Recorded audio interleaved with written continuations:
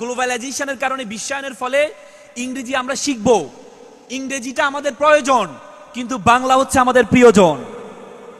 যদি প্রয়োজনের জন্য প্রিয়জনকে দূরে সরিয়ে দিই তাহলে একদিন এই বাংলা ভাষাটা হারিয়ে যাবে, আমাদের মায়ের ভাষাটা হারিয়ে যাবে।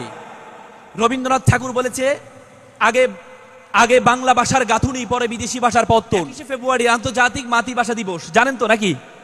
হ্যাঁ, আপনাদের দেশে পালন করা হয়।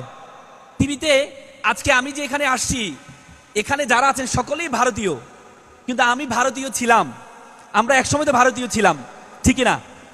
1947-এর আগে আমরা ভারতেই ছিলাম, আমরা ভারতীয়, আপনারা ভারতীয়, আমি ভারতীয় ছিলাম। আমি ভারতের বাহিরে আজকে একটি মাত্র ভাষা আমাদেরকে একত্রিত করেছে, কম্বাইন করেছে, সেটি হচ্ছে কি? বাংলা ভাষা। উপস্থাপক মামুন ভাই, আমার মিতা, উনি বলেছিলেন যে ভাষা সীমানা দিয়ে রাষ্ট্রকে পার্থক্য করা হয়েছে, কিন্তু ভাষা দিয়ে রাষ্ট্র পার্থক্য করা যাবে না। ভাষাটা আমাদের মায়ের ভাষা। পৃথিবীতে এমন কোন জাতি নেই যে জাতি তাদের মাতৃভাষার জন্য জীবন দিয়েছে। একমাত্র জাতি বাঙালি জাতি, যারা তাদের মায়ের ভাষার জন্য জীবন দিয়েছে। আমি গতকাল মালদ্বীপ থেকে যখন ব্যাঙ্গালোরে নামলাম, ব্যাঙ্গালোরে বিমানে উঠেছি, কলকাতার বিমানে উঠার পরে একজন পশ্চিমবঙ্গের একজন শিক্ষার্থী আমার পাশে বসেছে। তো আমি তার সাথে কথা বলছিলাম যে তুমি কোথায় যাচ্ছ? সে আমাকে বললো, I am going to Calcutta. আমি বললাম, তুমি ক্যালকাটা যাচ্ছ? সে ইংলিশে কথা বলছে, আমিও তার সাথে ইংলিশে কথা বলছিলাম।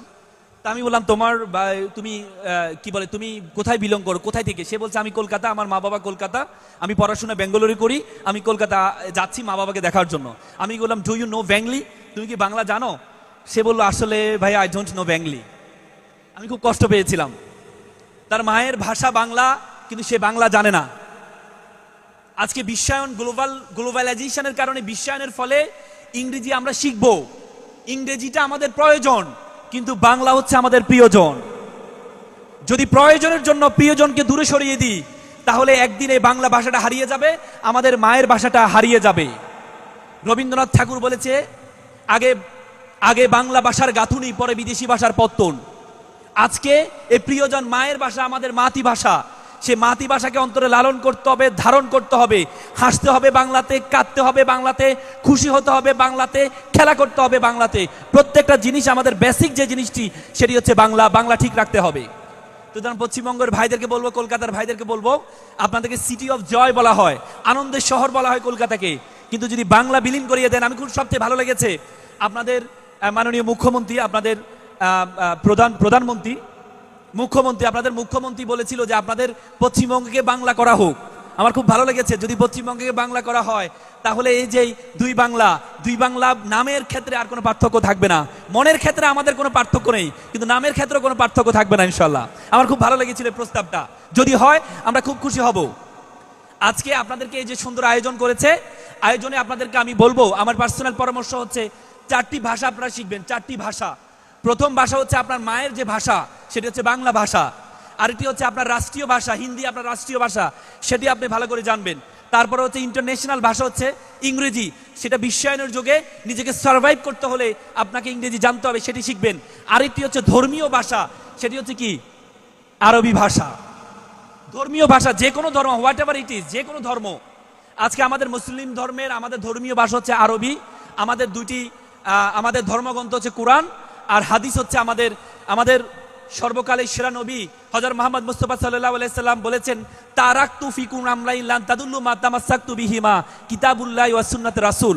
তোমাদেরকে আমি দুটি জিনিস দিয়ে যাচ্ছি, একটা হচ্ছে কিতাবুল্লাহ, আল্লাহর কিতাব, আরেকটি হচ্ছে সুন্নাতে রাসূল। সুন্নতে রাসূল মানে হচ্ছে হাদিস। এই দুটি জিনিস যদি তুমি আঁকড়ে ধরো তাহলে তুমি কখনো পথভ্রষ্ট হবে না। তো সুতরাং আজকে আমাদের যে কোরআন, আমাদের যে কিতাব, এই কিতাবটা শুধুমাত্র মুসলমানের জন্য না। আমাদের কোরআনে বলা আছে, শাহরুর রমাদানাল্লাযী উনজিলা ফীহিল কুরআন ওয়া হুদাল লিন-নাস। বলা হয়েছে it's for mankind, it's not for Muslim. এটি শুধু মুসলমানদের ধর্মগ্রন্থ না, এটা সকল মানব জাতির জন্য ধর্মগ্রন্থ। তো সুতরাং আমরা কোরআন এবং হাদিসকে জানার জন্য আরবি শিখব। তারপরে এখানে হিন্দু ভাইরা আছেন, আমি হিন্দু ধর্ম অনেক পড়েছি, আমার হিন্দু ধর্ম আমার খুব ভালো লাগে। হিন্দু ধর্মে 2 ধরনের ধর্মগ্রন্থ আছে, একটা হচ্ছে শ্রুতি আর একটা হচ্ছে স্মৃতি।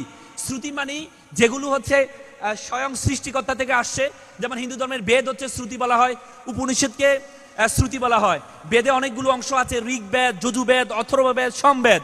তারপর উপনিষদ 108টি উপনিষদ আছে। এই উপনিষদ এবং বেদ সংস্কৃত ভাষায় লেখা। অনেকে বলে থাকেন প্রায় 40,000 বছর আগে এই কিতাবটা আসছে, কিন্তু কার মাধ্যমে আসছে সেটাও তো আমরা জানি না, কিন্তু সংস্কৃত ভাষায় এসেছে।